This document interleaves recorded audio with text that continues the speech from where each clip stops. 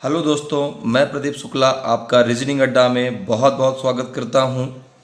उम्मीद करते हैं आप स्वस्थ होंगे, आप बहुत अच्छे होंगे और घर पर सुरक्षित होंगे।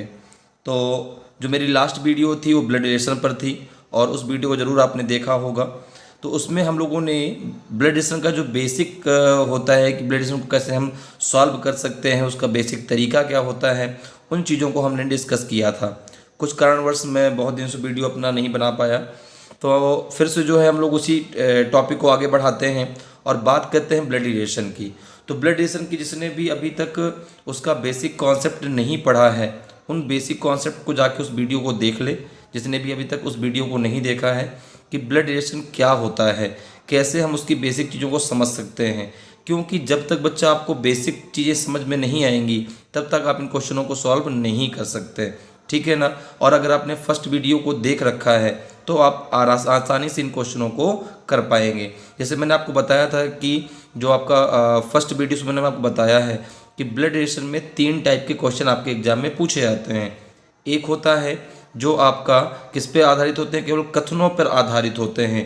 एक स्टेटमेंट दिया जाता है, उस पर ही सारी बातें होती हैं, उसमें एक एक बात आपको क्लियर होती है और उसके आधार पे आपको आंसर देना होता है। दूसरा हम लोग का टाइप जो होता है वो संकेतों पर आधारित होता है। और तीसरा टाइप जो होता है हम लोगों का होता है तीसरा टाइप होता है चिन्हों पर आधारित। ठीक है ना। संकेतों पर आधारित दूसरा टाइप होता है। तो आज हम लोग जो है फर्स्ट टाइप वाले क्वेश्चन करने वाले हैं, कथनों पर आधारित प्रश्नों को। उन क्वेश्चनों को कैसे हम बहुत आसानी से सॉल्व कर सकते हैं, इस बात को मैं आपको समझाऊंगा। ठीक है। क्योंकि बच्चे को अक्सर ब्लड रिलेशन बहुत टफ लगता है, उसको लगता है कि नहीं सर ब्लड रिलेशन बहुत टफ टॉपिक है। तो देखिए कि बहुत आसान है और बहुत आसानी से आप उन क्वेश्चनों को सॉल्व कर सकते हैं। तो चलिए स्टार्ट करते हैं। और कुछ क्वेश्चन है आपके सामने, उन क्वेश्चनों को कैसे हमें सॉल्व करना है इस बात को मैं बताता हूँ। देखिए क्वेश्चन क्या दिया गया है कि दया का भाई अमित है, दया चंद्रा का बेटा है, महेश चंद्रा के पिताजी हैं, तो अमित का महेश से क्या संबंध है। आपको ऑप्शन दिया है दादा, पोता, चाचा और भाई। तो सबसे पहला काम क्या है, देखो अगर आपको क्वेश्चन को पढ़ करके आप आंसर दे पाते हैं तो बहुत अच्छी बात है।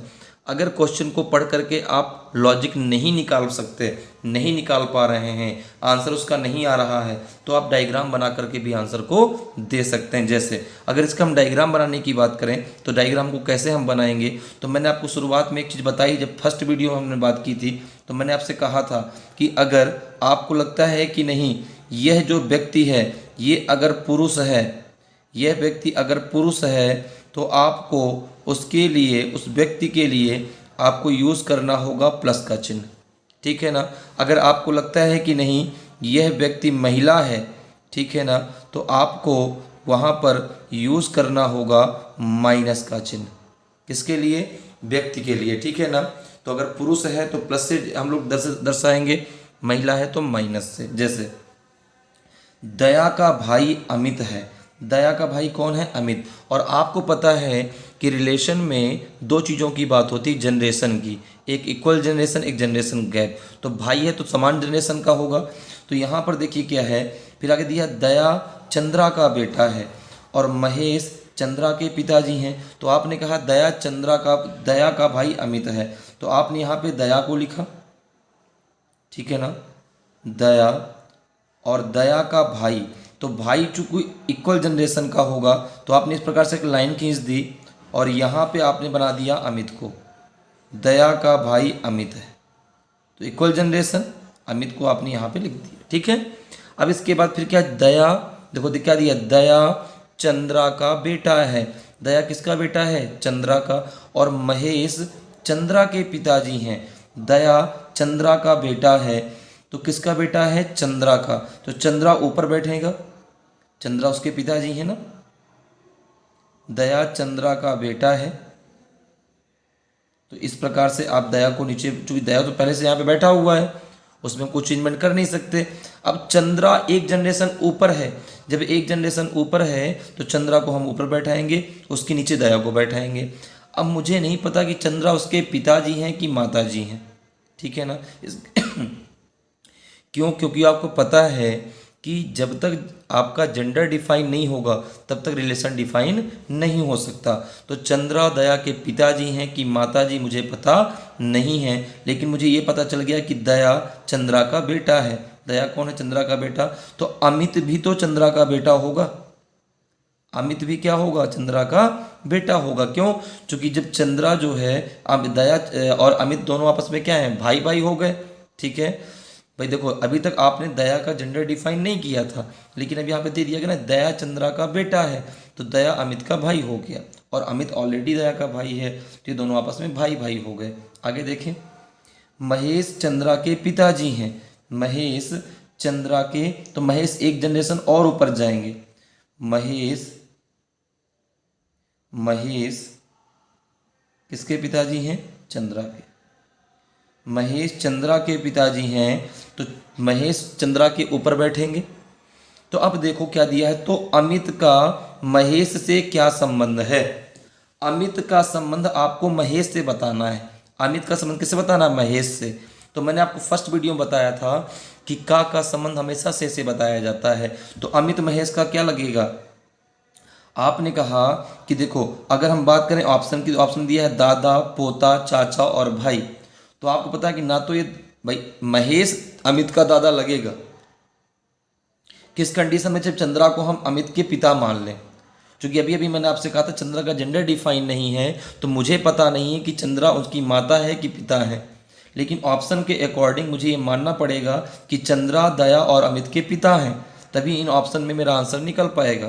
तो आपने कहा कि जब चंद्रा को हमने पिता मान लिया तो चंद्रा दया और अमित के पिता हो गए, और पिता के भी पिता मतलब दादा। तो महेश का अमित से संबंध नहीं पूछा, अमित का महेश से पूछा है, तो आपका आंसर आ जाएगा कि जो आपका अमित है वो महेश का पोता लगेगा। जो अमित है वो महेश का पोता लगेगा। ठीक है ना?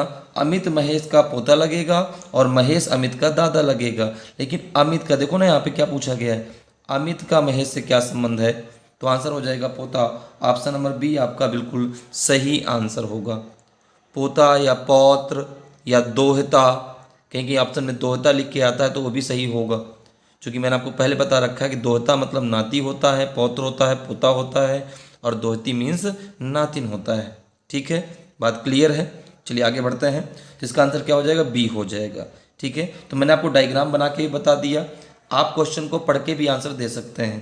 तो जिनको एकदम बेसिक सी चीज़ों को सीखना है वो इसको ऐसे डायग्राम को बना के बहुत आसानी से चीज़ों को सीख सकते हैं। अगर ऐसे आप एक बार सीख लोगे तो कभी भी आपको ब्लड रिलेशन बहुत टफ नहीं लगेगा। ठीक है, अगले क्वेश्चन में चलते हैं। देखिए अगला क्वेश्चन क्या है।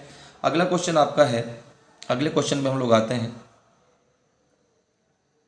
ठीक है, अगला क्वेश्चन है, देखिए अगला क्वेश्चन फिर उसी पे आधारित है जो हम लोग ने पढ़ा है कि कथनों पे आधारित। तो कथन पूरा दिया गया है, कथन को जरा पढ़ते हैं।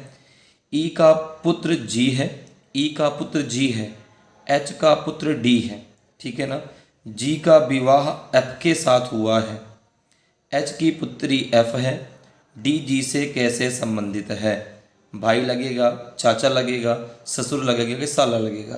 तो अब इसको हम बहुत जल्दी आसानी से कर सकते हैं। कैसे? देखो, ई का पुत्र जी है और एच का पुत्र डी है। ठीक है ना? तो आपने कहा कि ई का पुत्र जी है, तो यहाँ पे आपने जी को लिखा, यहाँ पे आपने किसको लिखा? जी को। ठीक है, ई का पुत्र जी है तो ई को आप ऊपर लिखेंगे यहाँ पे, और इसके नीचे इस प्रकार से बनाएंगे लाइन को, और जी के ऊपर क्या लगा देंगे? प्लस। क्योंकि ई का पुत्र जी है तो जी के ऊपर हमने क्या लगा दिया? प्लस। ठीक है, चलिए आगे देखते हैं।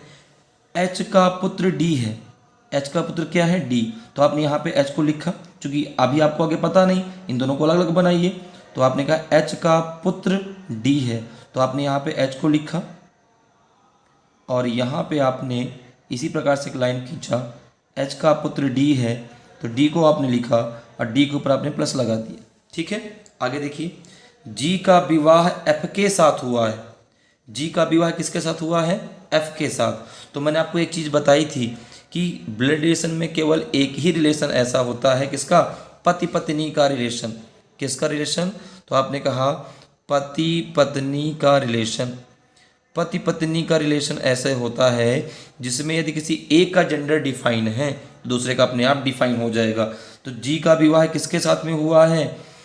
एफ के साथ में। तो आपने इस प्रकार से पति पत्नी के रिलेशन को इस प्रकार से डिफाइन कर दिया। ये सिंबल होता है जिसके द्वारा हम पति पत्नी के जेंडर को डिफाइन कर सकते हैं। तो देखो जी का जेंडर क्लियर, तो एफ का ऑलरेडी क्लियर हो गया कि इसका जेंडर क्या होगा? माइनस, क्योंकि जब जी पति है तो एफ पत्नी होगी। ठीक है, आगे देखो दिया भी है कि एच की पुत्री एफ है। आगे दिया भी है कि एच की पुत्री कौन है? एफ। ठीक है ना, तो बनी बात है कि एफ और डी आपस में क्या हो गए? आपने कहा ये दोनों आपस में भाई बहन हो गए। कौन कौन? एफ और डी। ठीक है, तो क्वेश्चन क्या कह रहा है कि डी जी से कैसे संबंधित है? तो डी का संबंध, आपको इस डी का संबंध किससे बताना है? आपने कहा सर डी का संबंध जी से बताना है। तो जी तो डी का बहनोई लगेगा, बहनोई। ठीक है ना, बहन का पति। ठीक है ना, ये कह सकते हैं जीजा लगेगा। लेकिन जो डी है वह जी का साला लगेगा। भाई वाइफ का भाई क्या लगता है? साला लगता है ना, तो साला लगेगा। तो इसीलिए कहते हैं जिसका संबंध जहां से पूछा जाए वहीं से आपको बताना है।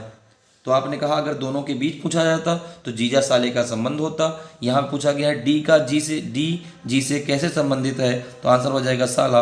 ऑप्शन नंबर डी आपका बिल्कुल सही आंसर होगा। तो ऐसे बहुत आसानी से आप क्वेश्चंस को सॉल्व कर सकते हैं। ठीक है ना, चलिए आगे बढ़ते हैं, अगले क्वेश्चन पे चलते हैं। उस क्वेश्चन में आपको और बता देता हूँ कि कैसे उन क्वेश्चनों को आप आसानी से सॉल्व कर सकते हैं। ठीक है, तो दोस्तों अगले क्वेश्चन पे आते हैं। कुछ इशू हो गया था टेक्निकल, क्योंकि एक्चुअली ऐसा है कि मेरे पास अभी बहुत साधन नहीं है बहुत ज़्यादा कि मैं आपको जो है उस प्रकार से बोर्ड में पढ़ा सकूं या चीज़ों को कर सकूं। तो जैसे भी हो सकता है मैं आपके लिए वीडियो बनाता हूं, तो थोड़ा सा आप मेरा सपोर्ट करें ताकि चीज़ों को मैं और अच्छा कर सकूँ आपके लिए। ठीक है ना, फिर भी मैं कोशिश करता हूँ कि आपके लिए अच्छा से अच्छा कंटेंट और अच्छे से अच्छी चीज़ें दे सकूँ। और मेरा ये है कि मतलब आपको मैं बेसिक सी चीज़ों को समझा सकूँ। ठीक है, तो आपका सपोर्ट चाहिए होगा। तो कभी कभी वीडियो में बीच में आप देखते हैं क्वालिटीज़ बहुत लो हो जाती हैं, लेकिन जो कंटेंट रहता है वो ऐसा रहता है कि आपको चीज़ें समझ में आए। ठीक है, चलिए अगले क्वेश्चन पे चलते हैं। तो यहाँ पर देखिए क्वेश्चन क्या है अगला कि P और Q, अगर क्वेश्चन को हम पढ़ते हैं तो दिया है कि P और Q बहनें हैं, R और S भाई हैं। ठीक है ना, P की बेटी R की बहन है, तो Q का S से क्या संबंध है? ठीक है, ऑप्शन ए में दिया है माँ, बी में दिया है बहन, सी में दिया है मौसी और डी में दिया है बुआ। बुआ को इंग्लिश में जैसे बुआ है, मौसी है, इन सबको आंट लिख के आता है। ठीक है ना, तो जैसे इंग्लिश में अगर हम करेंगे तो उसमें आंट लिख के आएगा, बाकी जब हिंदी की बात करेंगे तो उसमें अलग अलग मौसी और बुआ अलग अलग ऑप्शन आपको मिलेगा। तो जैसे यहाँ पर देखिए क्या है, P और Q बहनें हैं, तो आपने क्या किया, तुरंत डायग्राम को बनाया। और डायग्राम को यदि हम बनाते हैं तो P और Q बहनें हैं, R और S जो है भाई हैं। इसका डायग्राम इस प्रकार से बनेगा। तो आपने P ऐसे बनाया और इसी के जस्ट बगल में तुरंत आपने Q को रखा। ठीक है, क्योंकि दोनों बहनें हैं। और P के ऊपर भी आपने प्लस लगाया, नहीं प्लस नहीं, माइनस, बहनें हैं ना तो माइनस लगेगा, सॉरी क्या लगेगा? माइनस। और Q के ऊपर भी आपने माइनस लगा दिया। ठीक है, अब देखिए आगे क्या है, R और S भाई हैं, लेकिन आगे एक बात और लिखिए, देखो P की बेटी R की बहन है। P की बेटी, तो P की बेटी हमने उसको नीचे बैठा दिया, ये हो गई P की बेटी। मुझे नहीं पता कौन है, तो मैंने एक बॉक्स बनाया, उसके ऊपर मैंने माइनस लगा दिया, ये P की बेटी है। ठीक है ना, P की बेटी R की बहन है, तो आपने कहा R की बहन है, तो और देखो ऊपर लिखा था R और S भाई हैं, तो R के ऊपर भी प्लस लगेगा और S के ऊपर भी प्लस लगेगा। तो देखो P की बेटी R और S ये तीनों आपस में भाई बहन हो गए। तो जब P जो है इसकी माँ है तो P R की भी माँ होगी और P T के S की भी माँ होगी, क्योंकि ये तीनों आपस में भाई बहन है। ठीक है, तो क्वेश्चन ने क्या पूछा, तो Q का S से क्या संबंध है?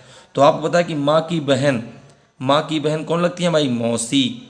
तो Q का S से क्या संबंध है? तो जो Q है वो S की मौसी लगेगी। क्या लगेगी? मौसी लगेगी। आपने कहा बिल्कुल सही बात, तो ऑप्शन नंबर सी आपका बिल्कुल सही आंसर होगा। ठीक है, तो इस प्रकार से बहुत आसानी से क्वेश्चंस को आप सॉल्व कर सकते हैं। ठीक है, समझ में आया कैसे करना है? तो बहुत आसान है, बहुत आसानी से क्वेश्चन को आप सेकेंडों में सॉल्व कर सकते हैं। देखिए अगला क्वेश्चन क्या है, अगले क्वेश्चन में चलते हैं। अगला क्वेश्चन बहुत ही गजब का क्वेश्चन है, जिसको आप देखते ही आंसर अब कर पाएंगे, ठीक है ना। अगर नहीं समझ में आता तो आप उसका डायग्राम बना सकते हैं। मैं आपको कह रहा हूँ कि अगर आपको क्वेश्चन को पढ़ करके आंसर नहीं दे पा रहे हैं तो आप उसका तुरंत एक डायग्राम बनाएं और आंसर दीजिए। यहाँ पे NOT का मतलब क्या है? नन ऑफ दीज, मतलब इनमें से कोई नहीं, ठीक है ना। NOT का मतलब किससे है? नन ऑफ दीज से, ठीक है। चलिए क्वेश्चन को जरा रीड करते हैं एक बार। क्वेश्चन क्या है? क्वेश्चन है ए बी का चाचा है। देखिए ध्यान से पढ़िएगा, जो की वर्ड आया यहाँ पे, जो की। ये जो की वर्ड बहुत खतरनाक चीज़ होती है, ये अक्सर क्वेश्चन को गलत करा देती है, ठीक है ना। तो मैं आपको बताऊंगा जो की को कैसे यूज करना है। तो ए बी का चाचा है, जो कि सी की पुत्री है, तथा सी पी की पुत्रवधू है। ए का पी से क्या संबंध है? पुत्र, दामाद, भाई या नन ऑफ दीज, इनमें से कोई नहीं। तो ए बी का चाचा है, जो कि सी की पुत्री है, ठीक है ना। तो यहाँ पर एक बात याद रखिएगा कि यहाँ पर एक चीज़, ये जो की वर्ड जो होता है वो हमेशा अपने नज़दीक वाले को डिफाइन करता है। तो बी को डिफाइन करेगा जो कि, ना कि ए को। तो ए बी का चाचा है, ठीक है। तो ए किसका चाचा है? बी का। चाचा कौन होता है? पिता का भाई। जो कि सी की पुत्री है, ठीक है ना। तथा सी पी की पुत्रवधू है। पुत्रवधू कौन होती है? तो आपने कहा कि पुत्रवधू होती है जो है यहाँ पर क्या होगी भाई? जैसे मैं हूँ, मेरा जो पुत्र है उसकी जो पत्नी है वही तो मेरी पुत्रवधू होगी। आपने कहा बिल्कुल। तो यहाँ पे अगर देखें तो देखो, ए बी का चाचा है, चाचा कौन होगा? तो आपने कहा पिता के भाई। तो मैंने इसको इस प्रकार से बनाया, जैसे मैंने यहाँ पे लिखा बी को, बी का चाचा कौन है? ए। तो मैंने यहाँ पे बनाया पहले बी के पिता, ये हो गए बी के पिता। बी के पिता का जो भाई है, बी के जो पिता हैं उनके जो भाई हैं वही तो हैं ए। तभी तो ए जो है, अब देखो ए बी के चाचा है तो ए का भी जेंडर क्या है? प्लस। तो इस कंडीशन में जो ए है वो बी का क्या हो गया? चाचा। और ये कौन है? ये ए है। बी के कौन है? ये बी के पिता हैं। क्योंकि आपको पता है कि पिता के जो भाई हैं ये बी के क्या है? पिता हैं, ठीक है ना। और जो पिता के भाई होते हैं वो तो चाचा लगते हैं, ठीक है। इतनी बात क्लियर है। अब देखो आगे क्या दिया है, जो कि सी की पुत्री है। तो सी की पुत्री कौन है? बी। सी की पुत्री कौन है? बी।